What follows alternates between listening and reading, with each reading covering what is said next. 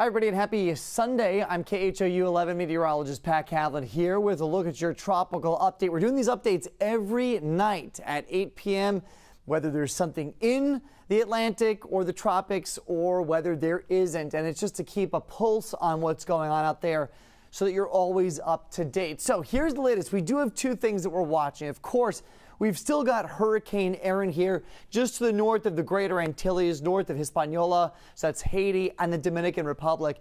And then behind it, I mean, thousands of miles back to the east, we've got another tropical wave that just came off the west coast of Africa. This has now been bumped up to 40% odds of development within the next 7 days. So we're still about a week away from this thing being impactful to any area. Notice it has to get into this shaded portion of the map to actually reach conditions that are favorable for development. So we've still got some time to watch this, but we will talk about it here in just a minute. Let's start with the latest on Hurricane Erin, though. As of the 7 p.m. advisory this evening, it is still a powerful Category 3 hurricane with winds sustained at 125 miles per hour, and it's still moving west of northwest at about 15 miles per hour.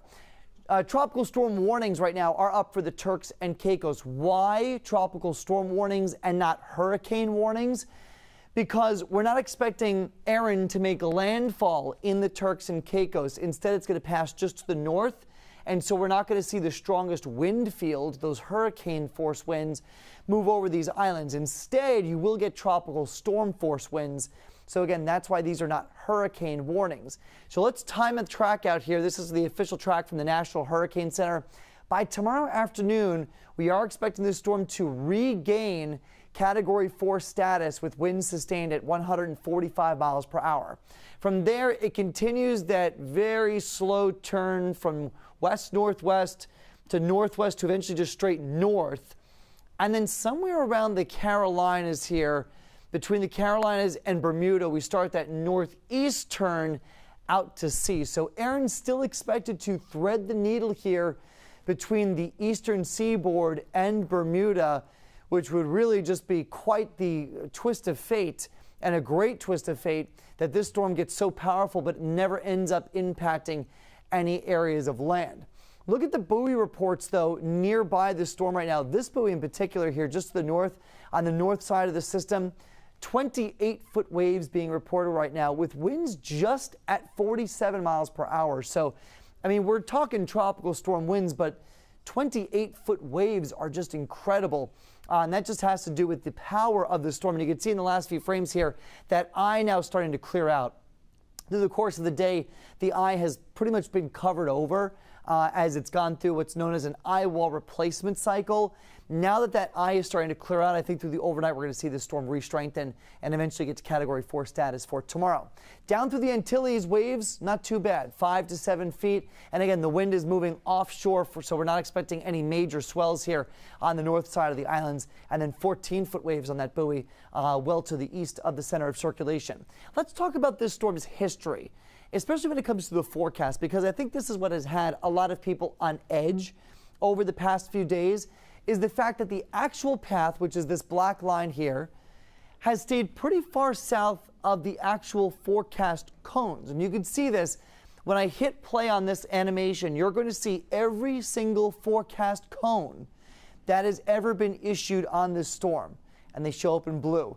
And notice how that black line has really stayed consistently on the southern edge of that envelope of those forecasts. And so a lot of folks seeing that have been like, well, gosh, you know, is this going to stay far enough south that it keeps going west eventually into the Turks and Caicos, into the Bahamas, and eventually into, you know, parts of the U.S. like Florida? And that's a reasonable concern to have. But what has always been true in this forecast is the presence of a cold front, a trough coming in across the East Coast that will eventually scoop up the energy from Erin and pull it to the north. So that forecast, even though it is a little farther west than initially, you know, thought with some of those earlier forecasts, we still do anticipate that hard turn to the north and then eventually to the north and east out towards the North Atlantic and the shipping lanes. So here it is on Future Track. This is a high resolution Future Track model. doing pretty well with the current location of the storm.